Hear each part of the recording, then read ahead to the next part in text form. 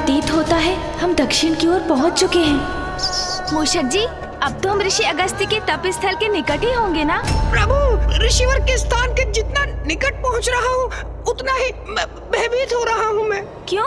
आप क्यों भयभीत हो रहे हैं मूषक जी? प्रभु, ऋषि अगस्त्य का तपोबल, उनकी शक्ति तो विख्यात है। मैं तो पूर्व में ही मूषक हूँ, अब कहीं उनके शाप से मैं चींटी ना बन जाऊँ। मूषक जी, व्यर्थ है आपकी ये चिंता। ऋषिवर आपको श्राप क्यों देंगे? प्रभु, आप उनकी पत्नी को उनके कमंडल से मुक्त करवाकर नदी में परिवर्तित करने जा रहे हैं, फिर भी पूछ रहे हैं कि वो शाप क्यों देंगे? मूषक जी, किसी भी बड़े उद्देश्य को पूर्ण करने में संकट तो आते ही है ना, किंतु उन पर विजय पाने के लिए ध्यान सदैव अपने उद्देश्य पर ही रखना चाहिए, मार्ग में आने वाले संकट और कठिनाइयों पर नहीं। उचित है प्रभु, मैं प्रयत्न करूंगा।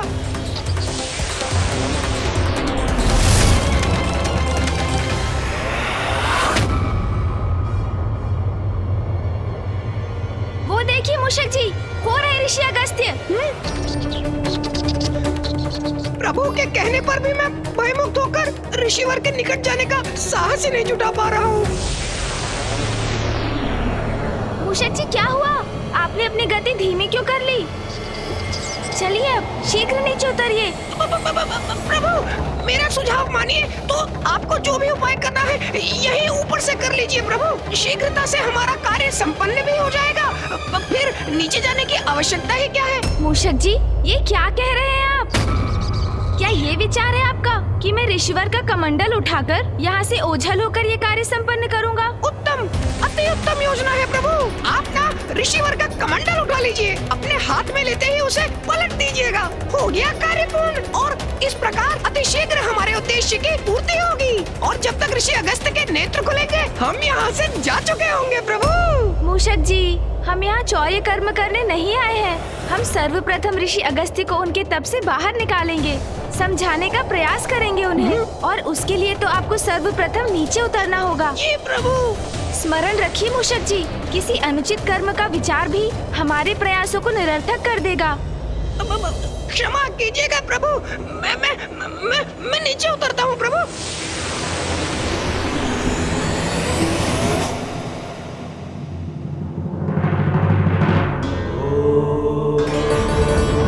इतने दिव्य महान व्यक्तित्व वाले ऋषिवर अगस्त्य के दर्शन पाकर मैं धन्य हुआ आज।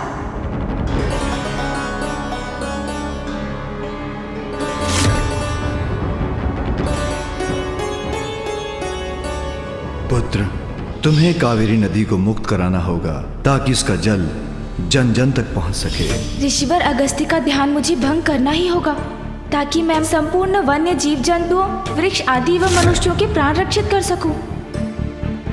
प्रभु, जो भी करना है शीघ्र करिए ना, जिससे हम भी शीघ्र यहाँ से प्रस्थान कर सके। मूषक जी, ऋषिवर को उनके तप से बाहर लाने की उचित युक्ति का विचार करने दीजिए मुझे। युक्ति का विचार? अर्थात प्रभु, अभी तक कोई युक्ति, कोई योजना नहीं है आपकी? मूषक जी, बड़ी सूक्ष्मता से योजना पर विचार करने की आवश्यकता है, जो मैं करने का प्रयास कर रहा हूँ, और आप बार बार कुछ कहकर जिसमें बाधा डाल रहे हैं। यदि आपके पास कोई उत्तम योजना है तो आप क्यों नहीं बता देते मुझे, और यदि नहीं है तो मुझे शांति से विचार करने दीजिए। जी प्रभु। ऋषिवर का ध्यान कैसे भंग होगा? व्यवधान से प्रभु। व्यवधान से अर्थात? हाँ प्रभु, तीव्र वायु प्रवाह से आंधी उत्पन्न करिए आप। आंधी।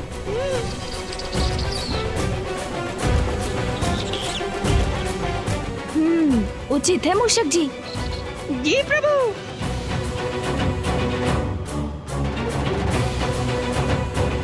क्षमा कीजिएगा ऋषिवर, किंतु मैं विवश हूँ। मुझे इस क्षेत्र के उद्धार के लिए ये आंधी उत्पन्न करनी पड़ रही है। शीघ्र भंग होगा ऋषिवर का ध्यान।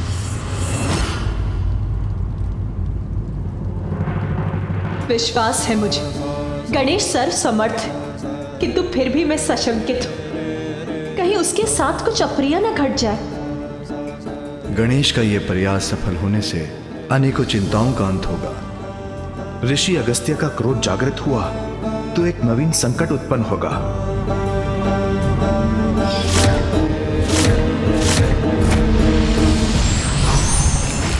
कैसी विकट परिस्थिति है ये? किसकी अधिक चिंता करूं मैं? इस बवंडर के टकराव से ऋषि अगस्त्य के ध्यान भंग होने की, अथवा बवंडर द्वारा इस कमंडल के गिरकर उल्टा हो जाने की।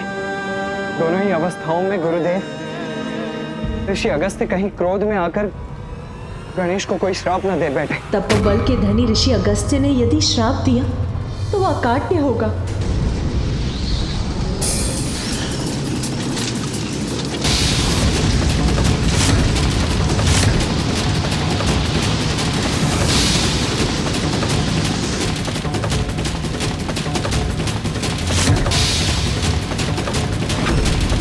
प्रतीत होता है ऋषिवर का कमंडल अब गिरने ही वाला है।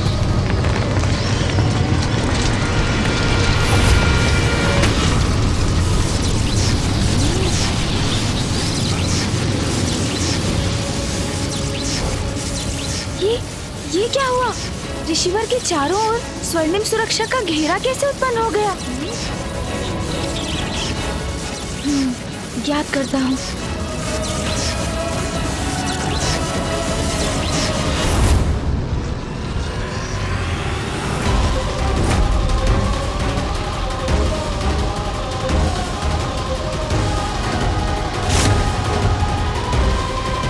ये क्या? ये बवंडर तो इसी ओर लौट रहा है। हाँ प्रभु। मूषक जी सावधान।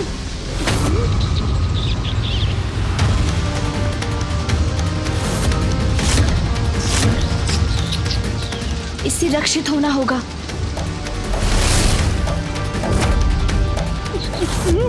अब मैं कैसे बचूं?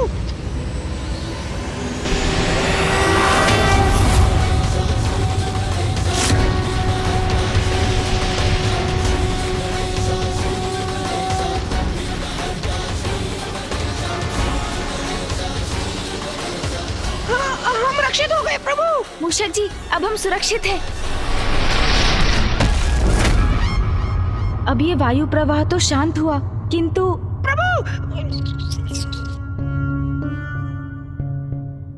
प्रभु, इस बवंडर ने तो उलटकर मेरे ही दुर्दशा कर दी। हाँ मूषक जी, हमारा ये उपाय तो व्यर्थ हुआ। अब कुछ और सोचना होगा। और सोचना होगा? आप सोचिए प्रभु। मैं तो तनिक विश्राम कर लेता हूँ। इन टहनियों के प्रहार भी विद्युत के प्रहार समान प्रतीत हो रहे थे मुझे। विद्युत, सुना आपने प्रभु? विद्युत। हाँ हाँ, आपने अभी कहा था कि जैसे आपको लगा विद्युत प्रहार हो रहे हैं आप पर। नहीं प्रभु, मैं ये कह रहा हूँ विद्युत का प्रभाव अवश्य होगा ऋषिवर पर। उससे इनका ध्यान अवश्य भंग होगा। हाँ, कदाचित ये उचित रहेगा मूषक जी।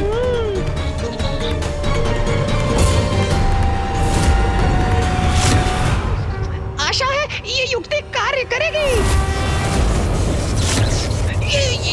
ये विकराल मेघ उत्पन्न हो रहे हैं। अब आकाश तो काले विकराल मेघों से घिर गया है। ऋषिवर तो अभी भी ध्यान मग्न ही है, किंतु उनका ध्यान भंग होते ही मैं भी संकट में पड़ सकता हूँ।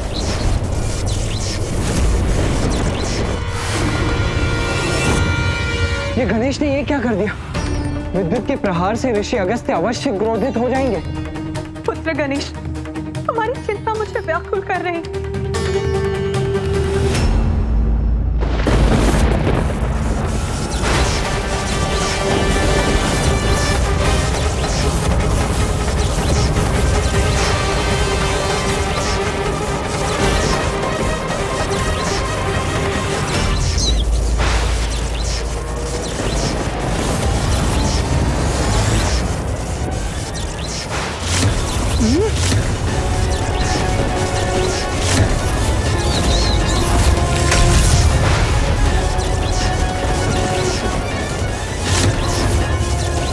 वृक्ष की ओर भी आ सकती है।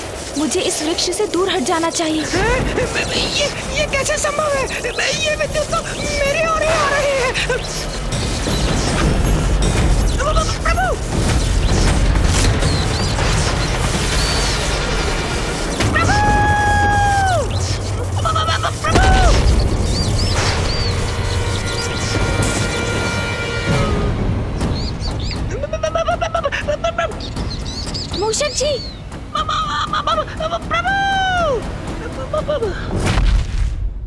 आप कुशल तो है ना मूषक जी? वृक्ष के ऊपर क्यों चढ़ गए थे आप? वृक्ष विद्युत को अपनी ओर आकर्षित करता है, ये तो आपको भी ज्ञात होगा ना मूषक जी? हाँ प्रभु।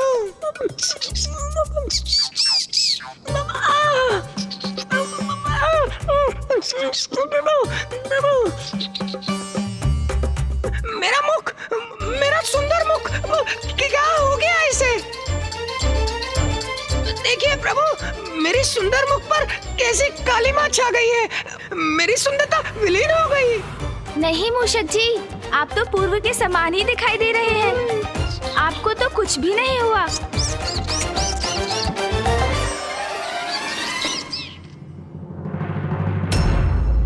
मूषक जी, बवंडर और विद्युत तो ऋषिवर का स्पर्श भी नहीं कर सके। इनसे भिन्न कुछ और उपाय करना होगा मुझे। प्रभु गणेश की सारी योजनाएं असफल हो रही हैं। मुझे शंका है, कहीं उसकी योजना का कोई भीषण परिणाम ना हो। कहीं ऋषि अगस्त्य अत्यधिक क्रोधित ना हो जाए। गणेश की युक्तियां। अभी तक गणेश ने अपनी बुद्धि से उपजी युक्ति का कहां प्रयोग किया है, और वही उसकी भूल है। बुद्धि का देवता है वो, उसे अपनी बुद्धि से युक्ति लगानी होगी, तभी सफल होगा वो। प्रभु, अब तो कदाचित भूकंप भी ऋषिवर को उनके तप से बाहर ला सकता है। हाँ प्रभु, मैंने विचार कर लिया है। नहीं मूषक जी, मुझे क्षमा कीजिए। मुझे ज्ञात है आप मेरी सहायता करने का प्रयास कर रहे हैं, किंतु अब नहीं। मैं आपके सुझाव लेता रहा, वो मेरी भूल थी, किंतु इस बार तो मैं अपनी बुद्धि की युक्ति पर ही चलूंगा।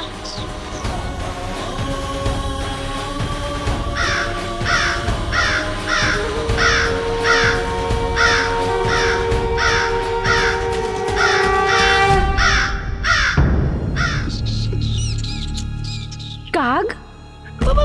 प्रभु। मूषक जी,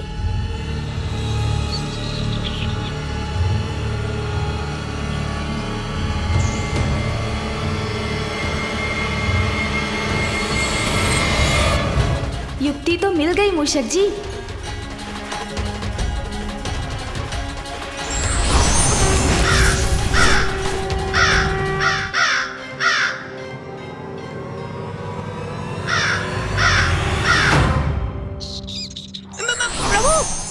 प्रभु, आप लौट आए? हाँ मूषक जी, लौट आया मैं, क्योंकि मुझे आपको एक कार्य सौंपना है।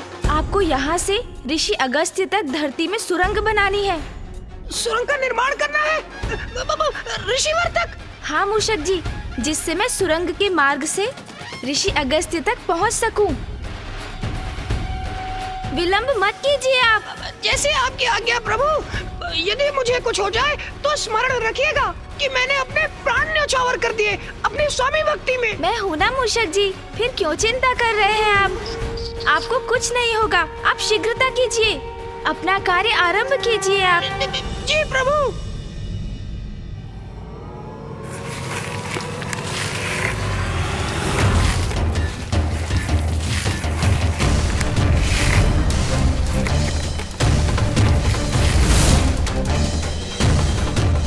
मूषक जी, सुरंग का कार्य पूर्ण हो गया? प्रभु, सुरंग तो तैयार है, किंतु प्रभु ने तो मेरी बात ही नहीं सुनी। मैंने सुरंग तो बना दी, लेकिन ऋषि अगस्त के भय से सुरंग के दूसरी ओर बाहर निकलने का छिद्र ही नहीं बना पाया।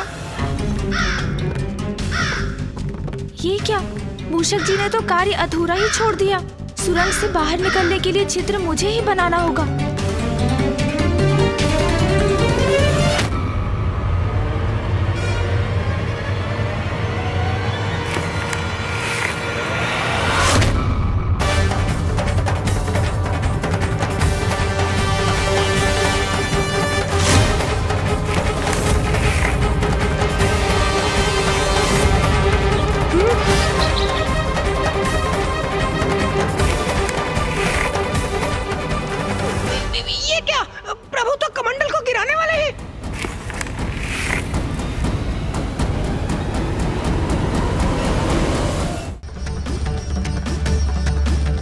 ऋषिवर के कमंडल के गिरने से कहीं अस्त का अनर्थ ना हो जाए। विलंब उचित नहीं, शीघ्रता करो गणेश।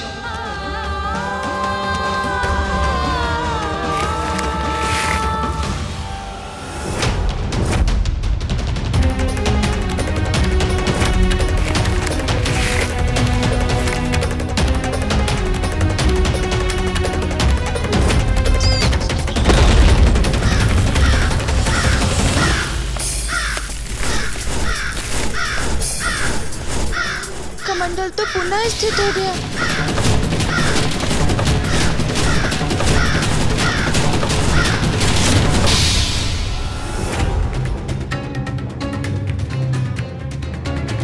हाँ गणेश, यही युक्ति उचित है।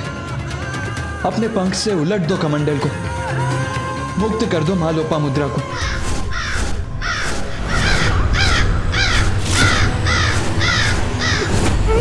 ऋषिवर का ध्यान भंग हो गया।